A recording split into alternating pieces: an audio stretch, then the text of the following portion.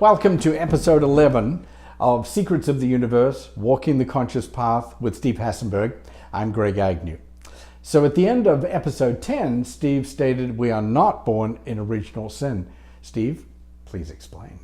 So, Greg, I have this good story. I think I read it maybe 20 years ago.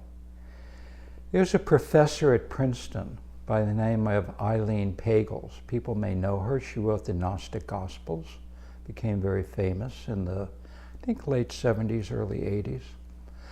And she wrote it based on the fact that she was one of 13 scholars that were selected. She was the only female. She could write and speak in 13 languages, one of which was Coptic. Now, Coptic was the language that they used at the time of Christ. So she was one of 13 scholars who was selected to read these papyrus scrolls. Wow, what an honor. Right? Yeah. And at least they had one woman, Right. in 77. So they're not scrolls. It was a book of papyrus leaves. And they were bound in leather. Two farmers in Egypt, they're called the Nag Hammadi texts, or codex. Codex means tree. So barks of trees they used to write on. Right. They found 13 of these in a earthenware jar. They said it was a red jar. It doesn't matter, but it's kind of interesting. Two farmers who were looking for fertilizer.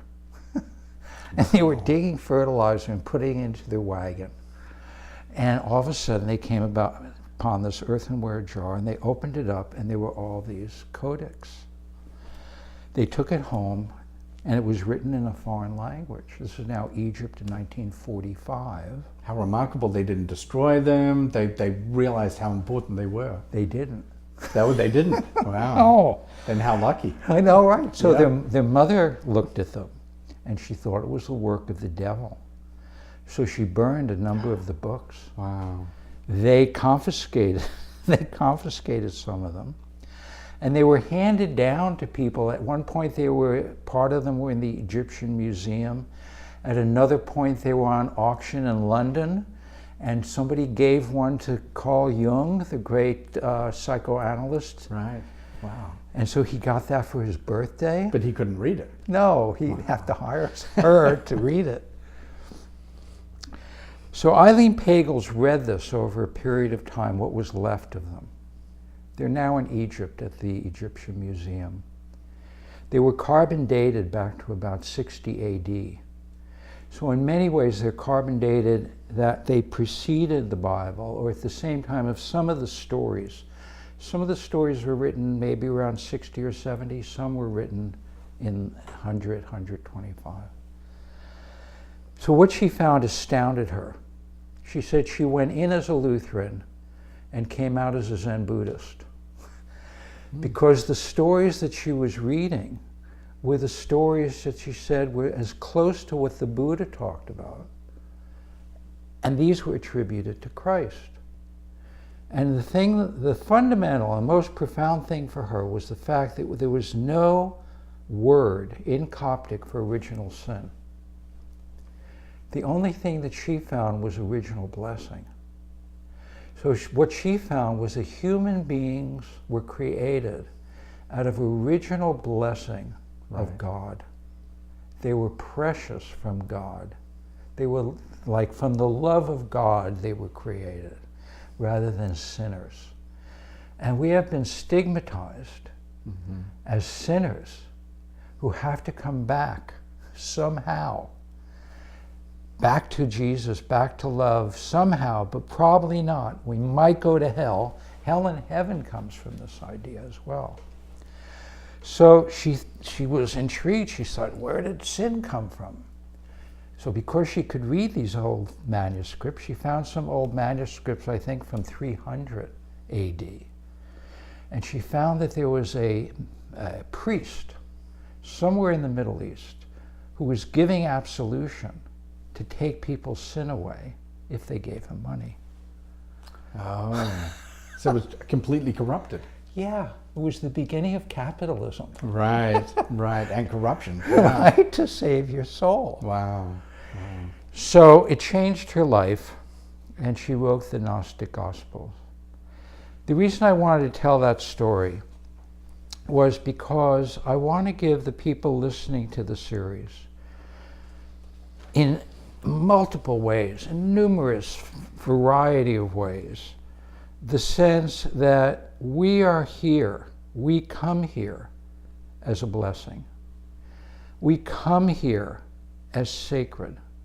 That this experience of Earth, as difficult as it is, and it's difficult, it's heavy drama, heavier for some people, lighter for others, but heavy, nobody's spared here.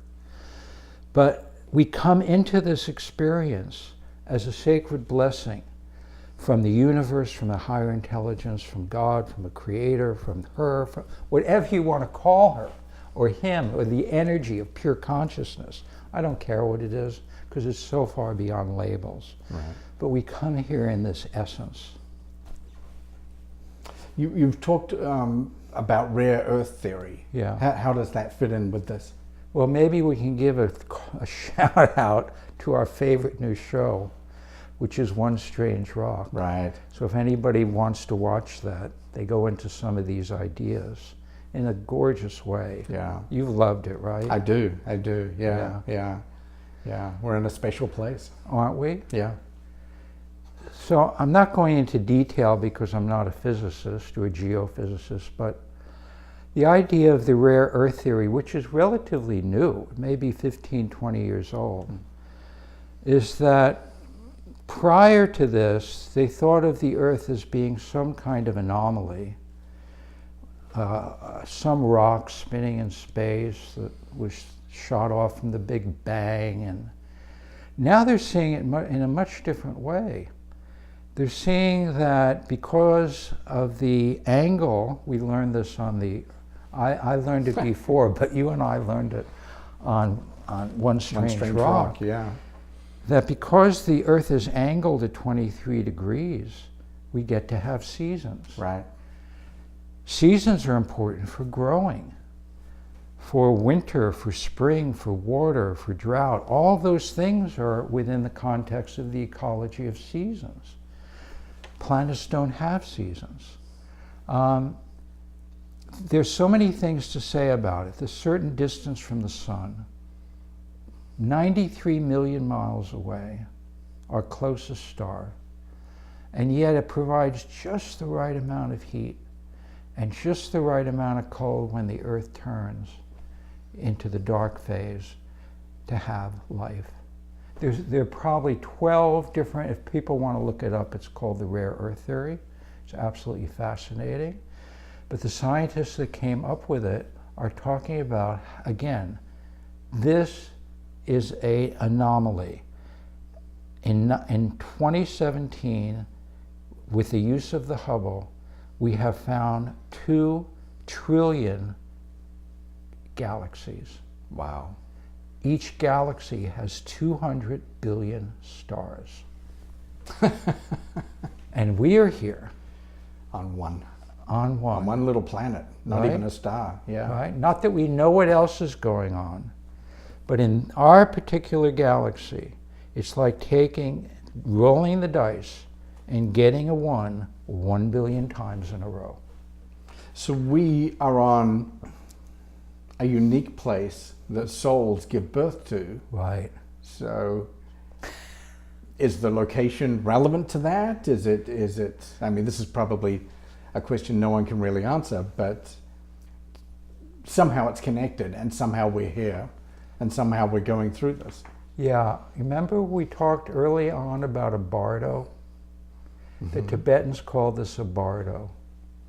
And the bardo, they call the earth a bardo.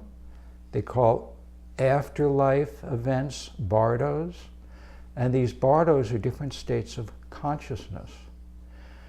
So some of the work now in quantum mechanics, some, not all, but some scientists are talking about the fact that matter is shifted through consciousness. that if you look at something one way, it's one way. If you look at it different, it actually changes. And so the idea here is that pure consciousness itself, and this is an idea from the Vedas, which are about 4,000 or 5,000 years old, that consciousness itself is the mother of form, is the mother of matter, and that this whole experience here is a way of the Creator experiencing the creation through us, and we're ultimately a part of that creation, that Creator. So the Creator being an outside force, or the Creator being our own souls and our own energies? Right. So this is the big piece. Mm-hmm. The big piece is that when you meditate, and I always like to take it back to something simple, when you meditate, what you're experiencing, even a little bit, is part of your pure consciousness. Because we've said the qualities of consciousness are joy, infinite energy, eternity, love. That's part of who you are. As you meditate longer and longer and you get clearer and clearer, you begin to tap into your own divinity. I begin to see you as I see myself. It's what Christ said. I see my neighbor as myself. That was a state of consciousness. And so that state of consciousness is not separate from, I have no words for it, whatever mystery is creating all of this, it's not separate from it. It's an intrinsic part of it. And as you move in that direction, you feel more relaxed, more at home, more loving, and that's the essence of whatever it is that we could say is the mystery that forms this creation. What do we have in episode 12? Episode 12. Yeah. Episode 12 is,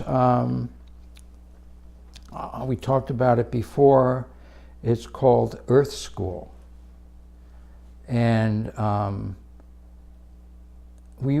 the more I talk about this, and the deeper we get into it, we begin to realize that we're in some very extraordinary holy school, very sacred school, where we learn that we're part of this creation. We're part of the unity that creates everything that we see and hear. And that is intrinsic to us. And that's home. So it's a part of coming home. Right. Thank you for watching episode 11 of Secrets of the Universe, Walking the Conscious Path with Steve Hasenberg. I'm Greg Agnew.